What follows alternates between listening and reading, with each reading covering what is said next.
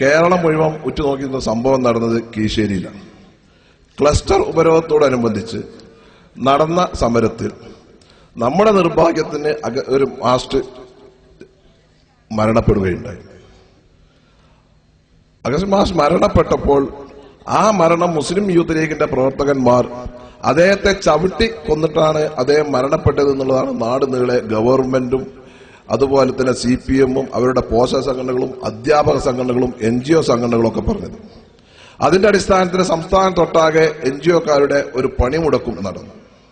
അതിന്റെ പേരിൽ നിരപരാധികളായ നമ്മുടെ 5 ആളുകളുടെ പേരിൽ 302 വകുപ്പ് പ്രകാരം കൊലക്കുറ്റത്തിന് കേസെടുക്കുകയും അതുപോലെ തന്നെ നമ്മുടെ 10 ആളുകളെ പിന്നീട് 4 ആളുകളെ അങ്ങനെ മൊത്തം 14 ആളുകളുടെ പേരിൽ പൊതുമുതൽ നശിപ്പിച്ചെന്ന് പറയുന്നത് ഉള്ള കേസുകളും ഉണ്ടാവുകയുണ്ടായി.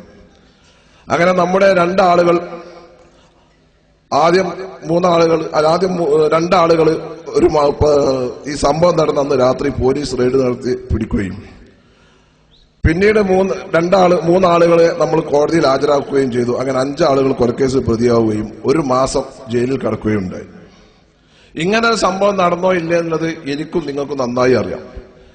അദ്ദേഹം ഇവിടെ സാജി സൂചിപ്പിച്ചതുപോലെ മുമ്പ് അസുഖമുള്ള ആളുകളായിരുന്നു. അങ്ങനെ അദ്ദേഹം മരണപ്പെട്ടു. ഞാൻ അരീക്കോട് നിന്ന് വളരെ വ്യക്തമായിട്ട് തന്നെ പറഞ്ഞിട്ടുണ്ട്, ചെയ്യാത്ത സംഭവം, കാണാത്ത സംഭവം, അതിന് കമ്മ്യൂണിസ്റ്റുകാരും സാക്ഷി പറയാൻ പോകരുതെന്ന് ഞാൻ അന്നനെ പറഞ്ഞതാണ്.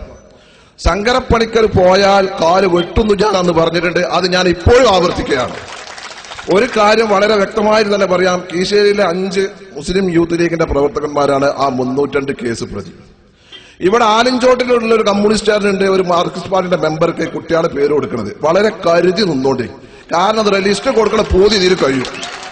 കാരണം ഇങ്ങൾക്ക് ഇങ്ങനെ പാർട്ടി ഓഫീസ് ഉണ്ടാക്കിയാണ് ലിസ്റ്റ് കൊടുത്തിട്ട് പോലീസ് ഒന്നും കാണാൻ നായാട്ടെടുത്ത് ഞങ്ങളെ കുട്ടികളെ കൊണ്ടേ ആദ്യം ഞങ്ങൾ നിങ്ങളെയാണ് കൈകാര്യം ചെയ്യും. ആ കൈകാര്യം ചെയ്തതിനു ശേഷം ബാക്കിയുള്ള കാര്യം നമുക്ക് ആലോചിക്കൊണ്ടേ.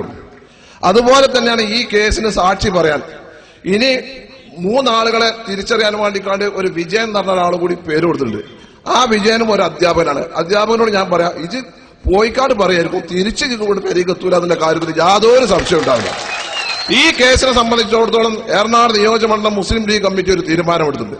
അതിന്റെ പ്രസിഡന്റ് എന്ന നിലയ്ക്ക് ഞാൻ പറയുന്നത്, ഈ കേസ് കോടതിയിൽ എന്തെങ്കിലും വരികയാണെങ്കിൽ, ഇതിന് എവനെങ്കിലും സാക്ഷി പറയാൻ കോടതിയിൽ എത്തുകയാണെങ്കിൽ അവൻ ജീവനോടെ തിരിച്ചു പോരുകയില്ല. അതിന്റെ കാര്യത്തിൽ യാതൊരു സംശയമില്ല. നിങ്ങൾ ചെയ്തോണ്ടി ബാക്കി ഞാനിട്ടു. നിങ്ങൾ യാതൊരു ബേജാറാണ്ട്.